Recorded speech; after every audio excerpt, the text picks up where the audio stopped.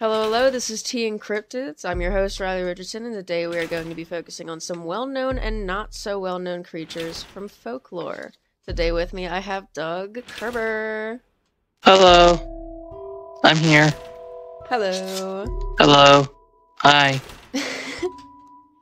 So, I hope I make a good impression. huh? I hope I make a good impression. Yeah, I think you will, definitely. Alright, hit me. Do you identify with any religion? I mean, okay, it's, well, my family is Christian, right? Mm-hmm. But I prefer to think of myself as, like, a agnostic. Mm-hmm.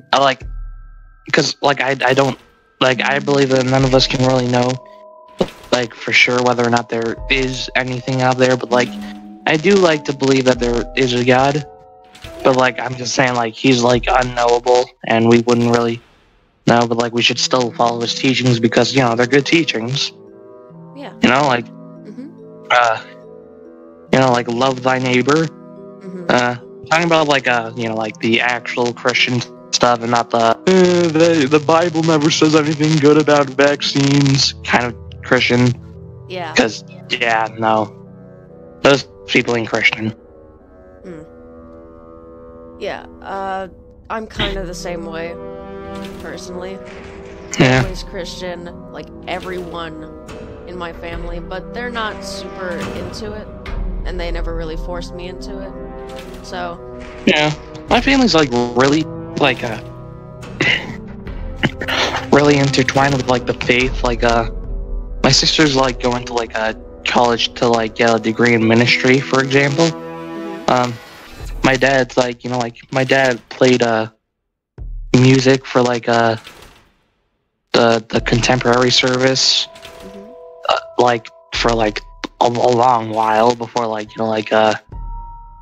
some internal sort of disagreements kind of put an end to that. But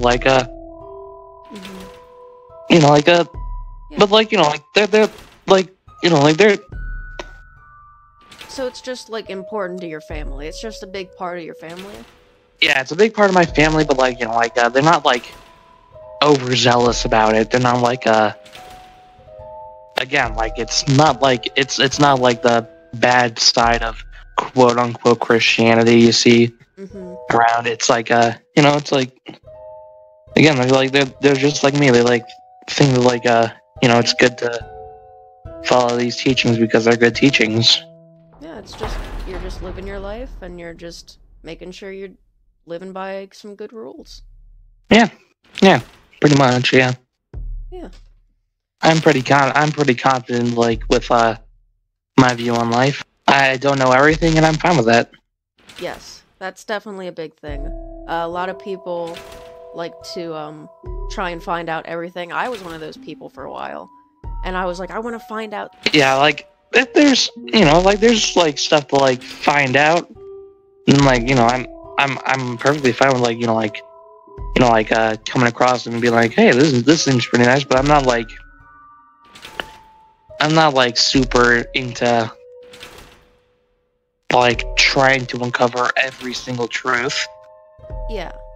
I'll read the Bible and I'll think, I find out some interesting stuff, but I won't be there's gotta be more to this, Yeah. Yeah. So, Alright. do you believe in, supernatural things at all? I think there's definitely more out there that we don't know about. And for a given definition of supernatural, I believe that they can be considered supernatural. Especially within, our own mind, there's a lot of... There's a lot about ourselves that we don't even know about. Yeah. Yeah, I believe that, once we learn about them, they won't be supernatural anymore. They'll just be natural. That's just how science works, Yeah, you make a really good point. I did not think about that. Yeah, so... as long as there's stuff out there that we don't know about, there will always be the supernatural. And until we accrue the sum of all knowledge, which is kind of an unattainable pursuit, but Yeah. until then, like, there's always going to be something out there. Yeah. I did not think of it that way. That is an interesting insight. Yeah. So let's get right into the folklore. Oh, folklore. I love folklore, honestly. We're going to talk about something that you might have heard of because you're in German class, right? Oh, yeah. Yeah, so this thing's called a Nachtkop. What? A Nachtkop things. I recognize night in that, but, like, otherwise, it doesn't really ring a bell. It's kind of familiar, I guess. Literal definition, when translated, is night raven. Night raven. Mm-hmm. Yeah, I don't recognize that, but go on. Well, there's no real origin, because a lot of these things don't exactly have, It's all oral tradition. Yeah, it's like, you don't know where it came from exactly, but you know it's there. But mostly people like to settle for southern Germany, where it started. Probably around the Middle Ages, when there was infestation of, rooks and like crows. Like, like, the sort of Bavaria region, kinda. Mm-hmm. Yeah. Yeah, that was a big thing. So people like to speculate that maybe that's where that came from. But the whole thing about the Nachtkop is that it will eat kids that aren't in bed in time. Oh, right. Yeah, it's one of those German folklore things. The one that, traumatizes small children. Yep. One of the Germany has a lot. Germany has a lot of those. Yeah, like way too many, honestly, in my opinion. Like, it's like unnerving. It's like, far be it from me to be like, oh no, this culture's bad, but like, because like I do like a lot of things about Germany. It's the reason I'm in German class to begin with. Mm-hmm. But I really do think that like parents should not do that to their kids. You know, like don't tell them about Yeah. Don't like take them to see the freaking Krampus. Like, yeah. At Christmas, like, that's not very. I mean, there's that whole tradition with leaving sticks.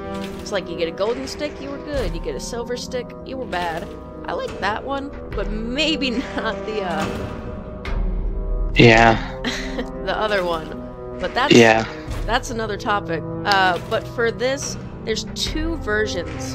There's description-wise and there's behavior-wise. So we've got description-wise, the Southern German is just, it's basically a giant raven. Just a really big raven.